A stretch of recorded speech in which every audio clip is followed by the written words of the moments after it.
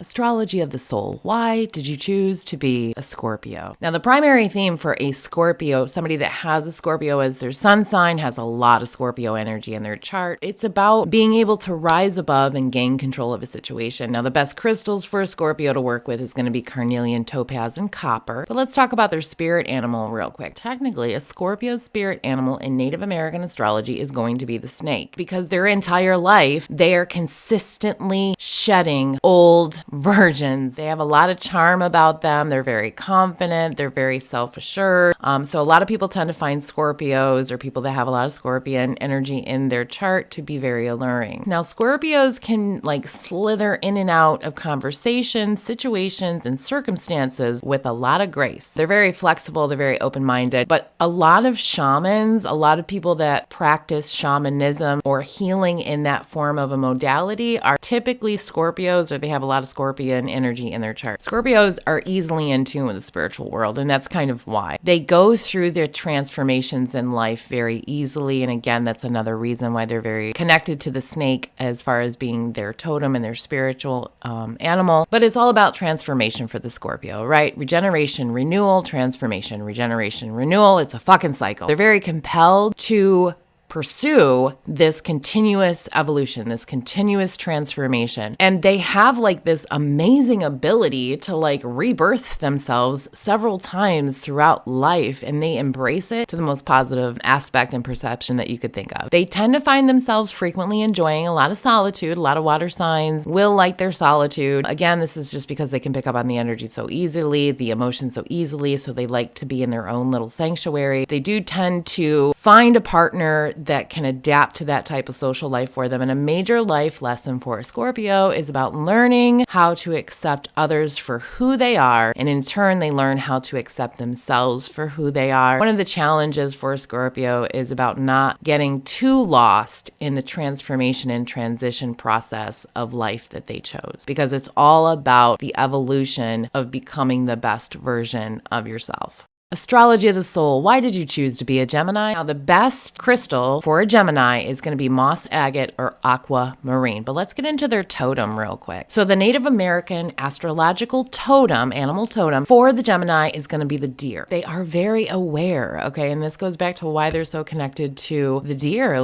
They have this awareness of the smallest movements or the smallest shifts of energy around them. They have this big desire to be a big part of humanity. They want to weave a blanket of oneness. And this is why they're so connected to the heart chakra too, because they want to weave this energy of oneness throughout humanity. But the one challenge for them is that they have a big difficulty integrating their minds and their emotions. So it is really important for a Gemini not to fall into a fear-based inner dialogue of emotions, and kind of learn to accept the process of discovering the inner self. A big thing for a Gemini to learn is to quiet their minds. Big challenge for a Gemini. They have this process of formulating their thoughts, and sometimes that process makes everything on their inner dialogue very tangled. Plus, they have a massive amount of emotion, so they can become very restless in their mind. And the best way to navigate through this, if you're a Gemini, or even if you're just going through this, is to find yourself operating a little bit more in the heart and less in the mind. The Gemini has a very friendly disposition, gets along with pretty much everyone. They love to love.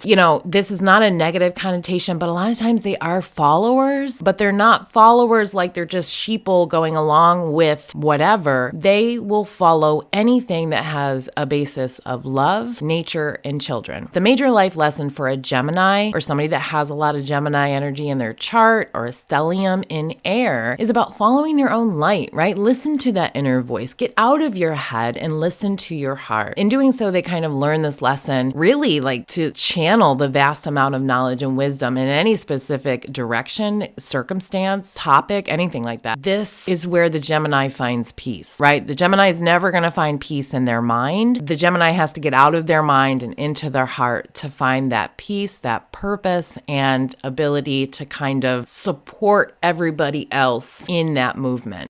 Why did you choose to be a Capricorn? The Capricorns, being earth signs, are directly connected to the root chakra because the root chakra is all about creating safety and security throughout your life. A really good crystal for a Capricorn is going to be clear quartz because it's all about amplification. A primary life theme for a Capricorn is about attainment and materialization through their own hard work. But let's talk about their spirit animal real quick. Their spirit animal is the goose. The reason that a Capricorn is connected directly to a goose is because a goose or geese puts their family and their friends on a very high priority list. Okay. And so does the Capricorn. Capricorns are like very kind, very loyal, very brave in a very balanced way throughout their entire fucking life. They're very good communicators. They're very compassionate to their family, to their friends, to their community. And they really will always have a focus on family as a whole. This is both inner circle family and outer circles of family. One of the biggest challenges for the Capricorn is to learn to not self-sacrifice themselves based off what they feel is good for their family or good for everybody that's involved. They can be competitive, but they have an excellent balance between being competitive just with themselves rather than being like competitive with other people or other situations. They're very good with understanding philosophies. They're very intelligent. They love facts. They are very gifted with being able to find solutions for other people's problems. This makes them wonderful counselors, wonderful motivators, and influencers to help and be of service to other people, right? They do tend to fall into the shadows a smidge in regards to dealing with their own problems. They are not the helpee, they are the helper. So when they fall into this solitude or this self-isolation, it might take them a little longer, but they do have an ability to pierce through the darkness or whatever's convoluting a situation, confusion, or chaos. But one of the biggest things that they are encouraged to do is to kind of open their circle to people that are in the same alignment with them instead of always falling into that solitude, into that isolation. They are very strong with their own judgments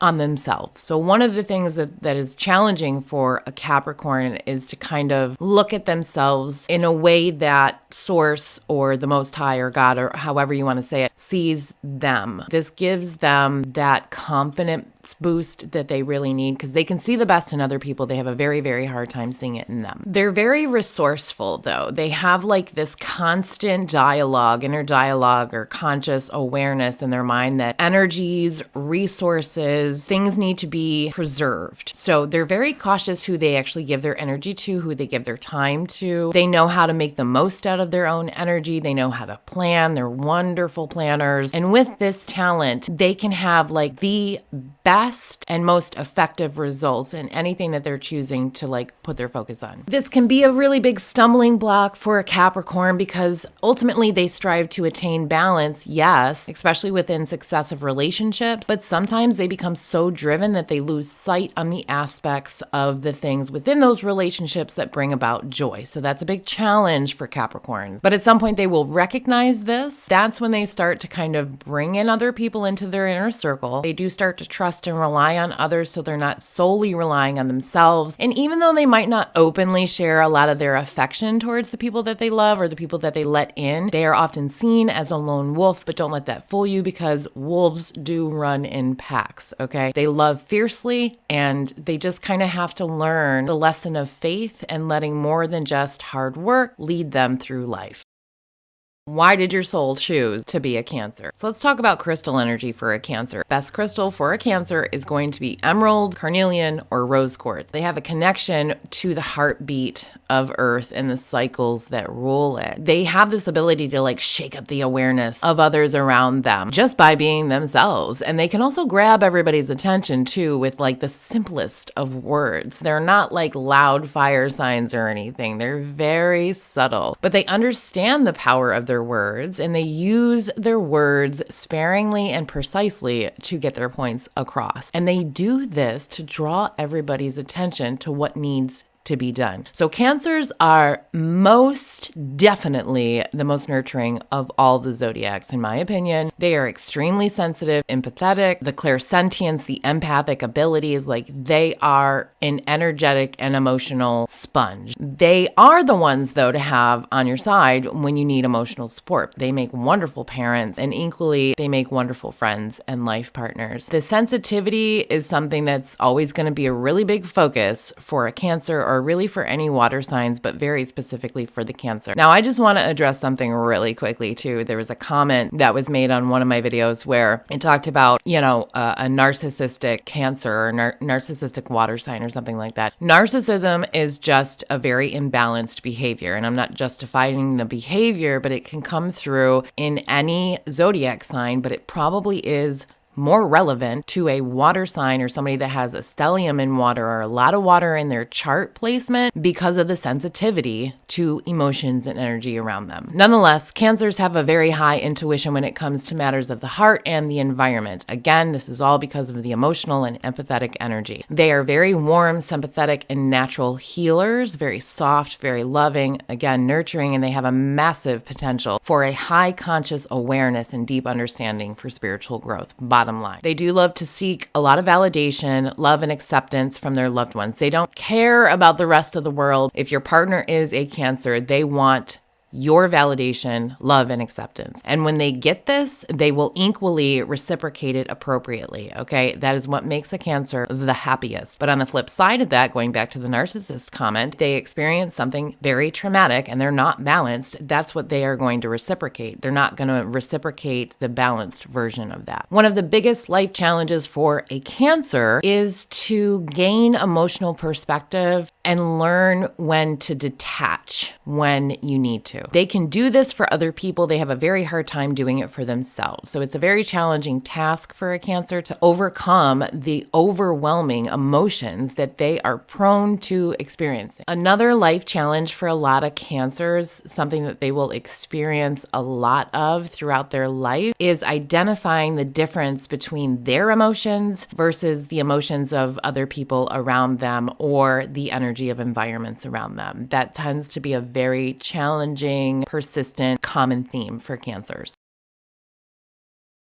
When your soul chooses to have a sun sign in Aries, that means that there's going to be a primary life theme about being able to take action, learning how to take action, learning how to be a leader, and learning how to build bigger, better, brighter things. The Aries, or any fire sign essentially, is going to be directly connected with the solar plexus, meaning that it's about picking up the energy and the vibrations of people, places, and things. It's kind of like going with that gut instinct, and that's how fire signs, and specifically Aries, operate. The best crystals for a fire sign to use is going to be tiger's eye, diamonds, or fire opal. An Aries spirit animal or totem is a red-tailed hawk. There's a couple of reasons why. The hawk in general has keen eyesight. They are stealthy and they are quick. They go after what it is that they want. They don't ask permission. The difficulty that you might face being an Aries is, and again going back to the solar plexus, is that you see things and sense things before other people are either ready to see and sense them or before they even realize that they're there. So that's a little bit of a struggle. Now, the Aries are just, in general, they're insightful leaders. They're always looked upon for clear judgment in very sticky situations. They don't like to waste time. They're very efficient. They get very frustrated if they waste a lot of time. They tend to be very assertive. They're very passionate, high energy, a lot of enthusiasm. They tend to have a very addictive type personality. A lot of people can't resist the Aries energy. They have this remarkable ability to be able to kindle their own fire under the bleakest of circumstances. They tend to have an excellent sense of humor, and they usually will get along with everyone. Now, this goes a little bit, again, back to the red-tailed hawk being the totem animal for an Aries. They have like this ability to time their movements throughout life. When they're balanced, they have a lot of grace and a lot of awareness. They tend to approach challenges in their life just like the red-tailed hawk will attack its prey. The Aries holds a desire to lead and pave a way for everyone else for bigger, better, brighter things. Bottom line, when an Aries is balanced, that's their goal. They're very expansive in their communications. They're very fast and quick thinkers. That goes back to it being very connected to the solar plexus, the second brain. They do tend to have like a major life lesson occur in their life where they learn that they can help themselves by helping other people. And so a lot of times they'll continue to uncover, expand, and become aware of gifts and talents, both spiritually and non-spiritually, that helps them gain like this perspective from their own experiences, from other people's experiences, gaining this ability to be of service to others through the experiences of the self.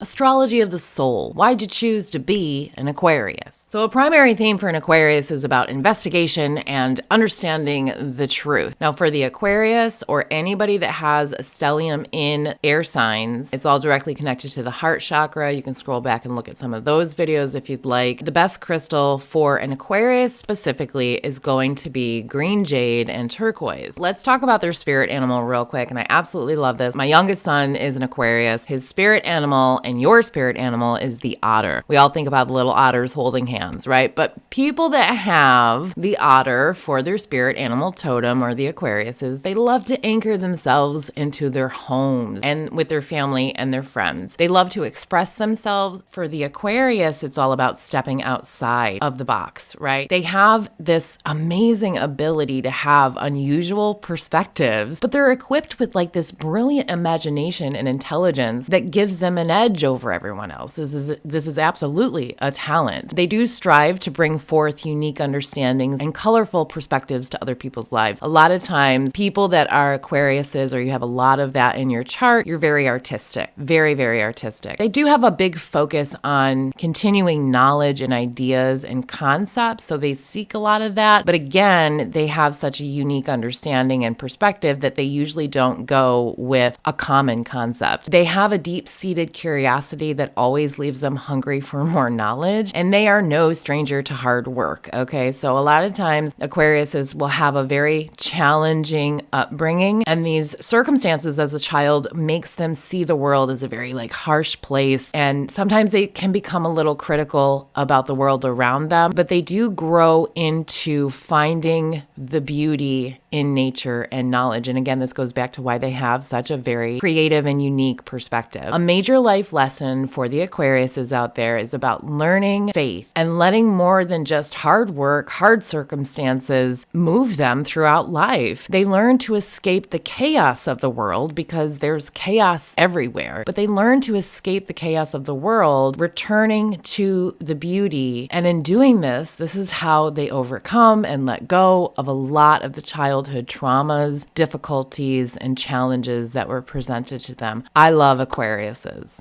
Why in God's name did you choose to be a Virgo? So again, all earth signs are going to be connected to your root chakra, and this is because most earth signs are going to have a main focus on building safety, security, material foundations within their life, and that's all connected to the root chakra. But the best crystal for a Virgo is going to be jasper, cobblestone, or amethyst, and a primary life theme is going to be about perfection through service. If I had to look at all 12 of the zodiacs and I had to pinpoint a perfectionist, I'm going to say it's a tie between a Virgo and a Libra, but we'll get to Libra. The Virgo's spirit animal is the bear. So let's think about the bear. Specifically, it's the black bear, but it could be any kind of bear. The bear is so loving and nurturing and kind, patient, right? But the bear will destroy you if the bear needs to defend what it loves. For Virgos, they excel with patience. They are the most patient of all the zodiac signs in my experience, in my spiritual experience, in my opinion. And they have a great deal of confidence in who they want to be patient with, in who they're going to give their time and energy to versus who they're not going to give their time and energy to. They're very black and white like that, which is a good thing. They're wonderful authority figures, and equally they can be nurturing and protective. And they're very connected to children. Most Virgos are very connected to children in a way where they want to love, they want to nurture, they want to protect. Again, this goes back to it being the bear totem for their spirit animal. A Virgo can be pretty damn competitive. They can be a little aggressive in spurts. They're typically not as consistently aggressive as, like, let's say a fire sign, but they have very keen minds. They're wonderful conversationalists. They're very inquisitive. They're very skilled at being able to draw out information from other people. This gives them an advancement in their intuitive type of abilities. They're very skilled at being able to tap into other people's inner peace, to find balance within other people's situations. Again, that goes back to the patience, but this also makes them wonderful healers. They have amazing memories, which, again, if I was to say any other animal that would be related to a Virgo outside of the bear would be an elephant because of this. And they just have the biggest of hearts. They are probably the most versatile of all the zodiac signs. They hold so many balanced qualities. They have an enormous heart of generosity. But that's the thing too. Like, that's really important. They have such a big heart and generosity about them, but they also are wise enough to know who that belongs to, who's worth that energy, and who the fuck is not. They tend to be a little shy. They tend to withhold their own feelings until they feel comfortable around you. And they kind of have some tendencies to study and dissect and analyze things both internally for themselves and then for other people or situations too. They do this kind of to have like a grander understanding of how people operate, how the world operates, how they operate. Like, they're very intellectual, but they kind of come to this point where they realize that not everything can be understood in a physical sense alone. So this is kind of like the awakening process for the Virgo. They start to seek some type of spiritual growth in balancing their physical evidence along with validating like an inner intuition or the spiritual sense, right? So when they come to this awareness that life is always evolving, that there's the integration of both the spiritual and the physical, this kind of leads them to a perfection all their own and helps them along their mission to be of service to people around them, service to communities around them. Because they are so nurturing and so caring, they do tend to go into fields where you are being of service to other people. Why in God's name did you choose to be a Taurus? So let's talk about why a soul would choose to be a Taurus. All right, so Tauruses are April 20th to May 20th. Earth signs are typically connected to the root chakra. Why are we connected to the root chakra? Well, the root chakra is all about safety, security, instincts, fight or flight reactions, right? Building, rooting, solid foundations. All Earth signs are about this. So again, that's going to apply for the Taurus. A primary life theme for a Taurus is about productivity throughout their life. Best crystals for a Taurus to use is going to be jasper, moss agate, emerald, or chrysocolla. So the totem for the Taurus is the beaver. And the reason that it's the beaver is because the beaver is a team player, right? The beaver is like, we need to build a dam. Also, the beaver is a very independent creature, but they will work well in a group of people that are trying to achieve the same goal. So again, that's really why it's going to be your beaver. Tauruses will take a lot of pride, and rightfully so. This is not a negative connotation in regards to pride, because they should. They want to create things that are stable, structured. They have to be disciplined in order to be able to do that. And they have to be motivated, right? And they have to be creative. So like, they should be prideful in a balanced way because of these characteristics. They can be leaders, right? They do like to take charge. They like to be able to adapt. They are able to overcome things. They do it a little bit in a less aggressive way than, let's say, if we were comparing to a fire sign. But they do have a massive amount of strength, stamina, and will. Bottom line, they will get the job done with maximum efficiency, and they will use a lot of strategic type of thinking and applications in being able to build whatever it is that they're building. They're very stubborn. I'm sure they get a bad rap for being stubborn, but it's not entirely a bad thing, because they will stand their ground for what it is that they believe in and what they believe to be right. So as long as that's done in a positive way, it can be a very good thing. But they are naturally gifted to be teachers, to be coaches, to be instructors. They have an eye for detail. They are able to put things together, right? And then they can use these gifts to maintain, create, go out. You know, they can apply it mainly in their careers, because it's all about building up their life with the material, the houses, the cars, the finances, all that stuff. So they use all these wonderful skills to generate and manifest material resources. And they're sweet beings, okay? Because they will lend an ear to a stranger, which is very often something that occurs for people that have a lot of Taurus or a sun sign in Taurus in their chart, because people just will randomly walk up to them and spew their whole life on a Taurus.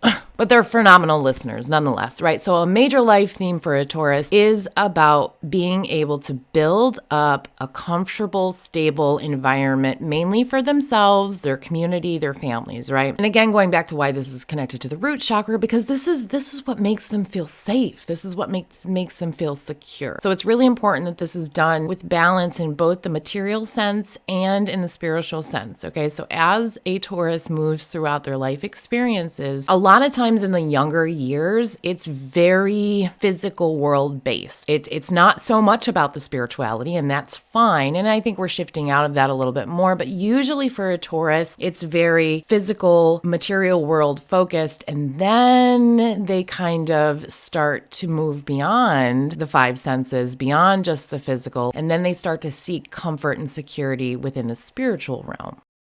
Let's talk about Leos. Now, a primary life theme for a Leo is going to be gaining power through effort and creativity. Again, they're really connected. Any fire sign is going to be connected to your solar plexus. The best crystals for a Leo to work with, if you're into crystal energy, is going to be garnet, ruby, and amber. They're very good at preserving their own energies in situations where most people cannot. They will pick a life that's like filled with all of these challenges, knowing there's an internal knowing that with each problem lies a specific goal and opportunity for growth. They will work tirelessly to manifest what it is that they want, regardless of how difficult it may seem or how unattainable it may seem. And again, that goes back to the physical reason of why you're connected to the sturgeon and always going against the grain and going upstream, right? Leos, like Aries, right? Like many fire signs, they're natural born motivators. They have a lot of confidence. They have a lot of enthusiasm, and it really radiates off of them, and it pulls other people towards them and attracts other people towards them. They're very focused and creative and generous, and they have this like natural ability to just express themselves and their opinions with zero fucks given. They just have to express themselves. They have a really good gift to be able to analyze situations and exude choices with very swift judgment for a very beneficial outcome. So again, that goes back to like being in the healthcare field. You know, you have this wonderful ability to feel and sense situations being connected to the solar plexus, but you also have a very quick way of thinking in order to be able to find the best possible outcome for people. They can be extremely protective of their friends, their families, their responsibilities, anything that they love, can be very aggressive when it comes to protecting that. If they feel like any of this is threatened, you will not get a nice Leo. You just will not get a nice Leo. I think that holds true for all fire signs, but it is very dominant with Leos. They're very motivated by their desires too. And they want long-lasting outcomes. They want long-lasting, solid foundations. Their personalities are so big and so bright that they leave imprints on people, you know, and again, it depends on the experience that you're having with a Leo, but generally speaking, in a positive way, it's going to be a very good imprint. Now, depending on where they're choosing to operate from, again, like they can manifest and inspire others, or they can go down a little bit more of a destructive path. So fire signs in general, I think it's important to note that like their experiences are very much so based around experiencing the polar opposite. So regardless of whether you're a Leo, a Aries, or a Sagittarius, you will typically experience the polar opposites throughout your life. So a major life challenge, something that Leos sign up for, is to get rid of the feelings of self-doubt and rise above to self-acceptance. The lessons of self-acceptance, again, go back to the solar plexus, right? But it is something that helps complete the Leo's path. It helps them fulfill what they are exploring. And what they're exploring is the depths of their own soul. Life's emotions tend to run very deep for the Leos. And again, because it's experiencing the polar opposites, they eventually get to this point where the awareness and understanding becomes the doorway to the realization that it's always been within them all along.